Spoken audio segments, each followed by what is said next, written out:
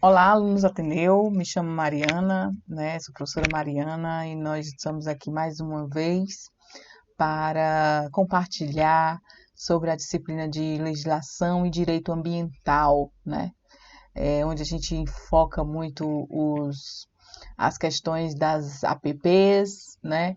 As questões dos danos e crimes ambientais, né? Que existem por aí e você às vezes nem sabe se é crime ambiental ou se é um dano ambiental, né?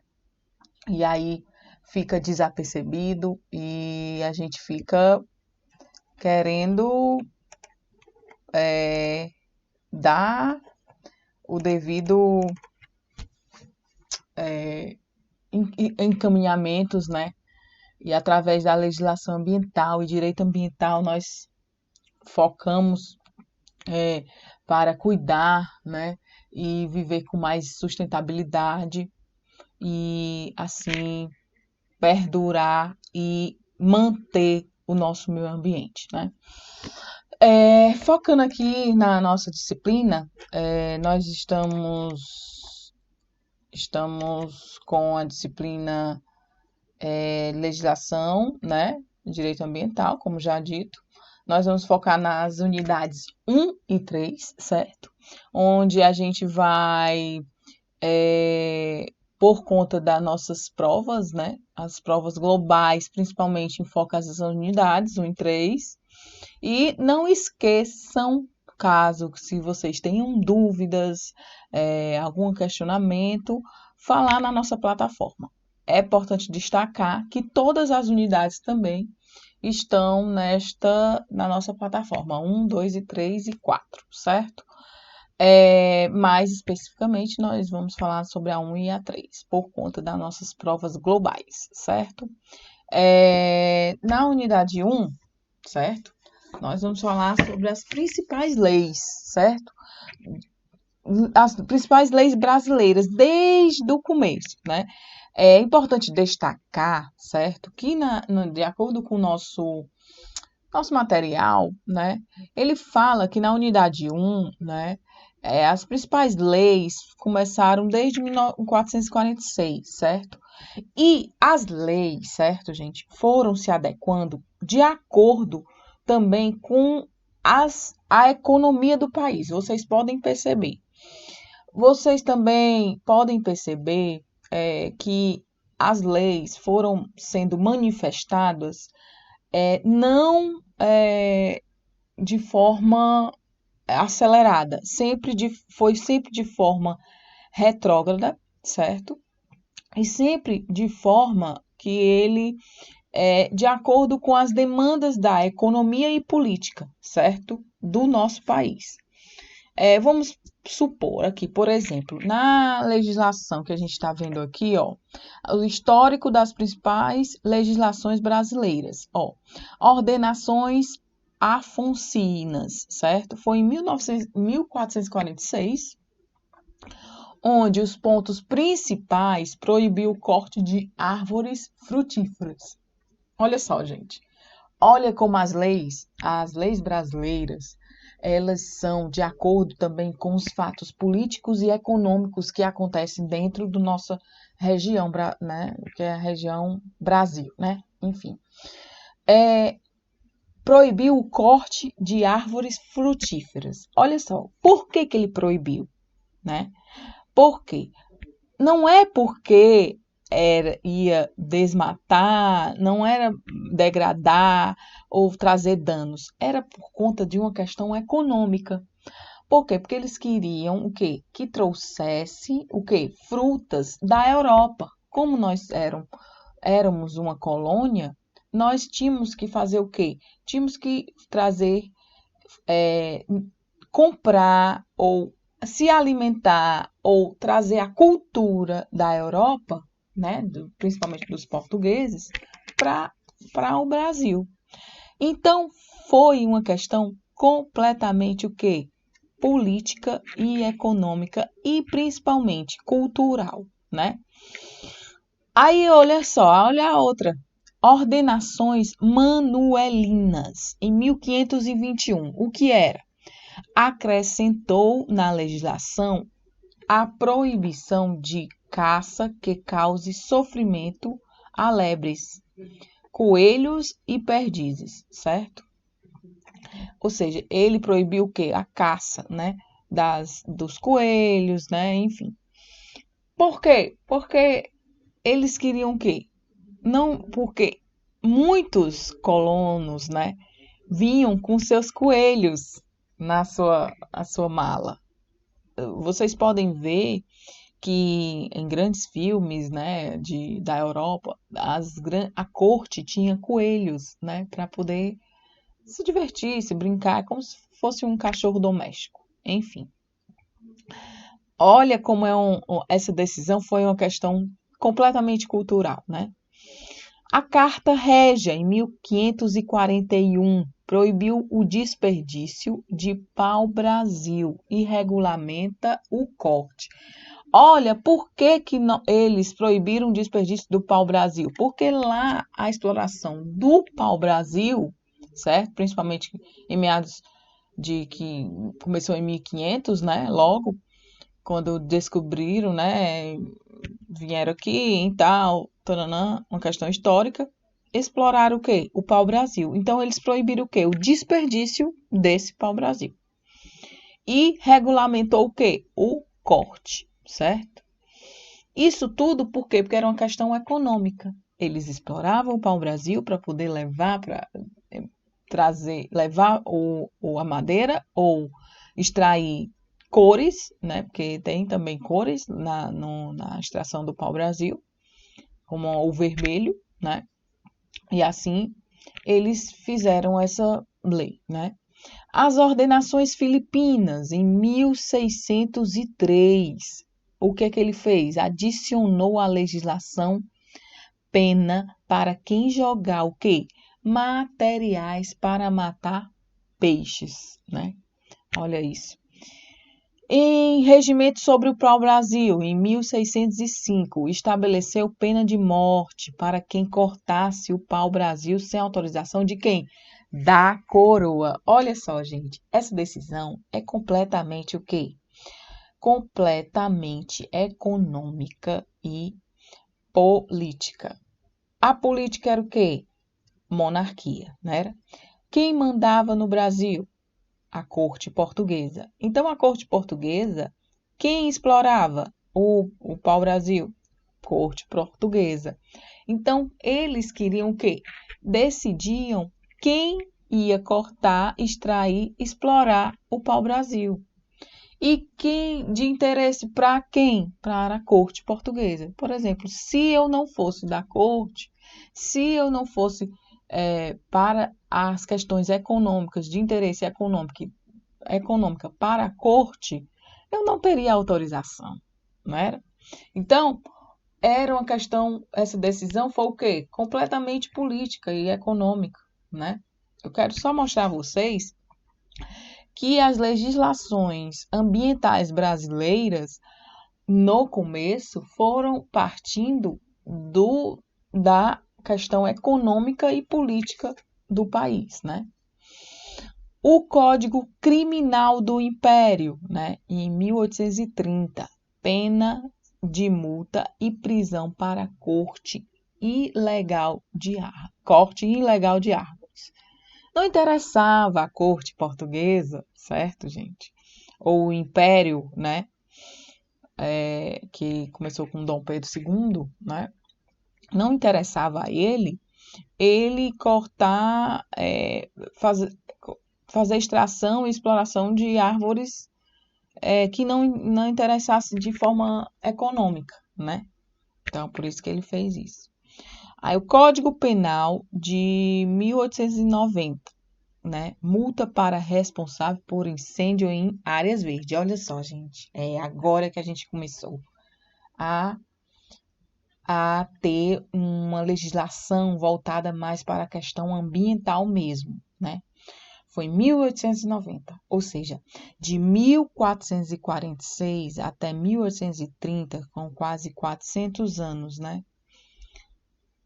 São 400 anos, né? Mais de 400 anos, sofrendo uma legislação de interesse econômico e político dos colonos, né? Então, sofrendo também só de interesse político e econômico, né? Enfim. Então, a legislação brasileira foi muito retrógrada.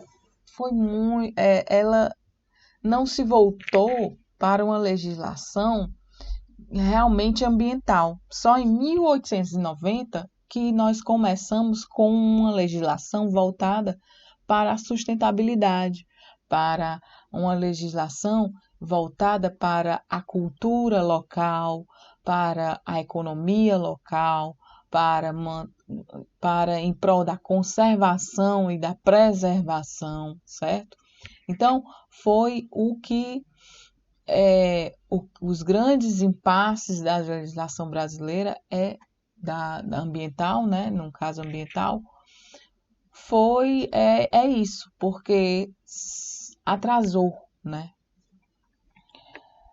A gente começou muito tarde, né? Enfim. Entre os artigos que foram inovadores, né, destaque o artigo de 225. Confira alguns trechos, ó. Em 1988, certo? Há 50 anos, 40, enfim, quase 40 anos, né? Todos têm direito ao meio ambiente ecologicamente equilibrado, bem de uso comum do povo e essencial à sadia qualidade de vida, impondo-se ao poder público e à coletividade o dever de defendê-lo e preservá-lo para as presentes e futuras gerações. Ou seja, gente, todos têm direito à qualidade de vida. E não é a qualidade de vida do conforto, mas a qualidade de vida do bem-estar social, ambiental de um suposto local no país Brasil. Isso destaca-se, gente, que essa lei foi feita há quase 40 anos, ou seja, muito atrasada, né? Para assegurar a efetividade desse direito, incumbe ao poder público preservar e restaurar os processos ecológicos essenciais e prover o quê? O manejo ecológico das espécies e ecossistemas. Segundo, preservar a diversidade e a integridade do patrimônio genético do país e fiscalizar as entidades dedicadas à pesquisa e manipulação de material que genético, certo? A lei de 6.938/81, certo? Que foi feita em 1981, estabeleceu o quê? A Lei Política Nacional do Meio Ambiente. Ou seja, gente, essa é a principal lei que existe no Brasil. É a Política Nacional do Meio Ambiente. Essa lei, certo? Ela como se eu fosse a mãezona de todas as outras leis, certo? A outra lei que foi estabelecida, ela é a Lei 9605 de 1998. Olha, gente, 10 anos, quase 10 anos depois. Ela é há mais de 10 anos depois, né? 15 anos, né? É conhecida como a Lei de Crimes Ambientais ou Lei da Vida. A lei tipifica os crimes ambientais e as respectivas o quê? Penas atribuídas. Muitas vezes ela é classificada por determinados períodos como contraditória.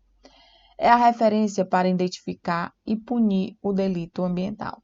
A lei é bastante discutida e há projetos no Senado. Por que essa lei é bastante discutida? Por que ela é contraditória?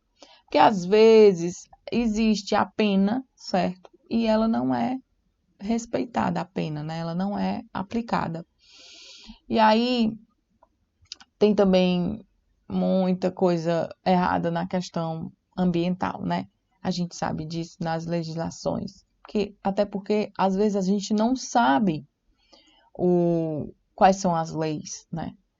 E aí a gente, às vezes, um empresário toma uma multa ou ou às vezes a gente não sabe que é errado a gente colocar um empreendimento, um resort dentro de uma APA, de dunas, né? E assim vai acontecendo, né? Outra lei é a 12.651, que foi feita em 2012, certo? É o Código Florestal. Estabelece os parâmetros de proteção ambiental. Esse código, professora, já não existia? Já. Ele foi o quê? Refeito, né, em 2012. Outra lei que é bastante pertinente e que é muito importante é a do saneamento básico, que nós vivemos em grandes centros urbanos, né? Em 2007 foi feita e para poder trazer sanidade, né? Sanidade pública, sanidade de questão de saúde, né? E para não ocorrer doenças, infecções e assim vai. A Lei 12.305, em 2010, também foi feita dos resíduos sólidos, que é bastante importante também. Por quê? Porque a gente estabelece, define e traz a destinação final, né, dos resíduos sólidos, que significa o quê? O lixo, né? O lixo dos empreendimentos, das indústrias, das fábricas, das casas, né, que a gente mora, das universidades, enfim, dos comércios, dos grandes, pequenos e médios comércios, enfim, tudo, todas a lei estabelece para onde, né, separando, selecionando, né, fazendo coleta seletiva, né, e para o quê? E dando destinação, seja para reciclagem, ou seja para incineração, ou seja para questão de compostagem, né? Se for um resíduo orgânico e assim vai. Professor, eu vim lá do interior. Existe lei dos resíduos sólidos para lá? Existe também, gente, certo? No interior, a agricultura também tem um programa de resíduos sólidos, certo? Aí, qual a importância dessas leis para o planejamento ambiental? Essa é uma grande pergunta, né? O planejamento ambiental, aliado às leis, deve sempre buscar o quê? Evitar problemas socioambientais, mitigar ao máximo os impactos socioambientais, priorizar o crescimento de quê? Das vantagens socioambientais e traçar metas ambientais ambiciosas, certo? Gente, em suma, até agora nós vimos que as leis foram feitas de 80 para cá, né? As leis que realmente foram, que são aplicadas à sustentabilidade, à preservação, à conservação. Então, nós estamos ainda crescendo intelectualmente também, né? De forma que nós temos referências, teorias, mas temos que o quê? Aplicá-las, certo? E essa é a importância para quê? Para o planejamento ambiental. Para o quê? Para a gente preservar, para a gente mitigar, evitar problemas ambientais, evitar, priorizar a questão ambiental, né? E trazer soluções para esses problemas, né? De impactos ambientais, ou então evitar, né? E assim serve o planejamento ambiental. Os princípios ambientais, né? Que os princípios existe na legislação, o princípio, a legislação ela se baseia de um princípio. A gente não se baseia, nós não temos nossos princípios, nós não decidimos, fazemos escolhas de acordo com o nosso princípio, ou seja, quando a gente escolhe uma coisa bem simples, casar, né? Casar, a gente escolhe porque nossa crença foi colocada na nossa cabeça que nós temos que casar. Eu estou falando de uma pessoa que quer casar, né? Ou seja, decidir se eu quero queimar um terreno, como está acontecendo aí, né? as grandes queimadas, né, no Pantanal. Isso está acontecendo, né? E se eu quero queimar, eu tenho um princípio, não tenho um princípio da qualidade humana, né? Eu não tenho esse princípio, né? Então eu vou lá e queimo, entendeu? Então assim a legislação também é baseada em seus princípios e valores, né? Que são os chamados princípios ambientais. Então, de acordo com os princípios ambientais, nós temos o princípio da dignidade humana, certo? O princípio da dignidade da pessoa humana e um valor moral, espiritual, inerente à pessoa humana, ou seja, todo ser humano que é dotado desse preceito, e tal constitui o princípio máximo do Estado democrático do direito, certo? Princípio do desenvolvimento sustentável, que é o quê? Desenvolvimento econômico, social, preservação do meio ambiente, que é igual a desenvolvimento sustentável. Gente, o princípio do desenvolvimento sustentável consiste no quê? Na compatibilização de quê? Do desenvolvimento econômico, social com a preservação da qualidade do meio ambiente e do equilíbrio ecológico, certo? Contempla as dimensões humanas, físicas, econômicas, política, cultural e social em harmonia com a proteção ambiental, buscando o quê?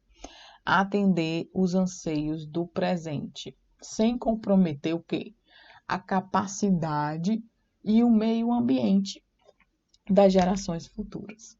Esses dois autores, José Alfonso da Silva e Terence, eles desenvolveram esse conceito para em prol realmente da preservação e da conservação do meio ambiente, certo, gente?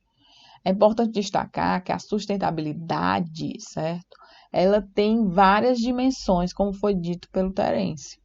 Essas dimensões, elas sempre estão relacionadas com o meio ambiente, ou seja, humana é com o meio ambiente, física, econômica, ambiental, ou seja, a exploração. Como é que eu vou explorar? Vou explorar muito, pouco, por quê? Se eu vou explorar muito, o que é que vai repercutir lá na frente, né? E assim é a sustentabilidade.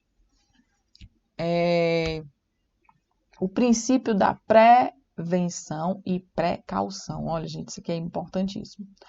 A prevenção, ela atua no sentido de inibir o quê? O risco de dano em potencial, certo? Inibe, certo?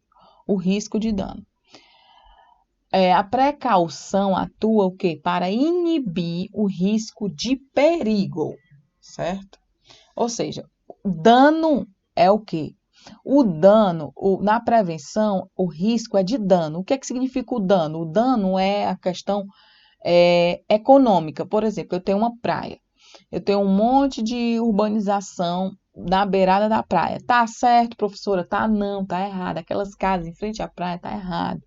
Que fica ali numa região altamente dinâmica, certo? E aí, o que acontece? Essas casas, esses empreendimentos, hotéis, pousadas, comércios que ficam na beirada da praia, alteram o quê? A dinâmica da praia. Ou seja, quando a praia chega e ocorre aquela destruição de urbana, como acontece ali na Praia da Caponga, em Cascavel, aqui no Ceará, acontece uma destruição ali no Icaraí, do mesmo jeito, né? O ser humano, né, interviu na dinâmica do ambiente, ocasionando o quê? Um dano econômico. Por quê? Porque as praias, as barracas foram destruídas, as pousadas foram destruídas, ou seja, um dano é quando acontece uma questão para o ser humano, né? Um dano ambiental. Aí, a precaução, ela já se baseia no risco do perigo, né? No risco do perigo, ou seja, há uma vulnerabilidade. Ou seja, quando eu pego um empreendimento na beirada de um rio, eu tenho ele é vulnerável, certo? a ser ou não um perigo potencial de acontecer um dano naquele suposto local. Entenderam? Exemplo aqui, ó, outro exemplo. Na prevenção, já existem elementos seguros para afirmar se a atividade é efetivamente o quê? Perigosa. Não se podendo mais falar nesta fase de um perigo abstrato. Ou seja, gente, a prevenção ela já dá características que aquilo ali vai acontecer, um dano ambiental, um impacto ambiental, né? Já a precaução, eu já me precavo, né? Ou seja, eu quero, isso aqui pode acontecer, né? Se eu colocar esse empreendimento aqui beirado do rio, ou então numa praia aqui em Dunas, pode acontecer o quê? Um impacto ambiental. Vai ser vulnerável, ok? Princípio da responsabilidade. Concomitante, né, ao artigo 225 da Constituição, o princípio da responsabilidade preconiza que os causadores de prejuízos ambientais sofrerão as devidas penas, certo? Estas podem ser o quê? Sanções penais, civis ou administrativas. Tanto os custos da reparação ou da compensação também são arcados pelos culpados, que podem ser pessoas físicas ou jurídicas. E até mesmo o erro de prevenção ou de precaução são cabíveis de penalização, né? Quarto princípio do poluidor pagador, isso aqui é legal. Olha, o instrumento econômico que existe do poluidor suportar as despesas de prevenção, reparação e repressão dos danos ambientais. Os princípios 16 da Carta do Rio. Aquele que explorar, recursos minerais fica obrigado a recuperar o quê? O meio ambiente degradado. Ou seja, o que eu explorar, eu vou recuperar. Certo? Isso é do poluidor pagador. O princípio do equilíbrio. Antes de implementar uma ação sobre o meio ambiente, o responsável precisa contrabalancear todos os prós e contras. Ou seja, gente, é mais ou menos, ele faz um levantamento de se aquele empreendimento vai degradar muito o meio ambiente ou não, né? Se tem prós e contras, né? Sobre os olhares econômicos, ambientais e sociais, né? E aqui, por fim, gente, eu quero que vocês foquem nessa figura, que é as APPs que variam de acordo com a largura do curso, né, da água, considerando a medida a partir da borda da calha de seu leito regular. Ou seja, gente, a legislação ambiental cai muito nessa tecla. Por quê? Porque aqui é onde acontece os abastecimentos de água, gera-se energia através da água, né? Então, por isso que é importante destacar, né, e enfatizar e aplicar as leis que estão voltadas para os cursos d'água. Quando a gente tem, só aplicando aqui para vocês, quando a gente tem um rio, certo? Um corpo hídrico de mais ou menos 10 metros, a gente tem que o quê? A gente tem que preservar 30 metros. Quando nós temos de 10 a 50, nós temos que preservar 50 metros. Quando nós temos de 50 a 200, nós temos que preservar 100 metros. De 200 a 600, nós temos que preservar pelo menos 200 metros.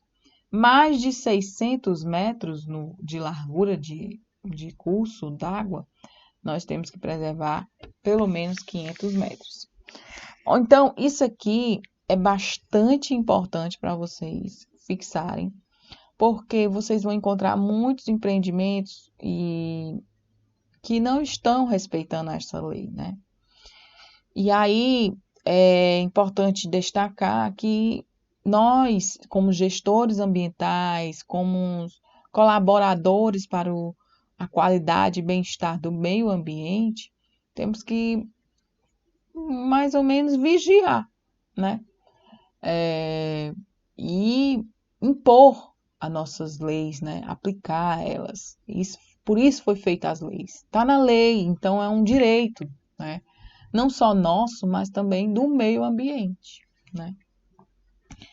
Por fim, eu chego ao fim da nossa aula, mas eu quero que vocês leiam o nosso material, não só a unidade 1 e 3, mas também a unidade 2 e 4, que servem também para embasar vocês, tanto para as atividades e provas, certo? Mas embasar vocês como gestor, um profissional que sabe o que está fazendo diante das estudos ambientais, de órgãos, né? De licitações, né? Então, é importante embasar você e formar você como um bom, um bom profissional para o cotidiano, né? Enfim, obrigada. Não esqueçam de falar com os tutores, certo? Os tutores são bastante importantes, ferramentas boas para vocês tirarem suas dúvidas, e todos os questionamentos, indagações, certo? E não esqueçam, tá legal? Bye bye, até a próxima. Tudo de bom. Tchau, tchau.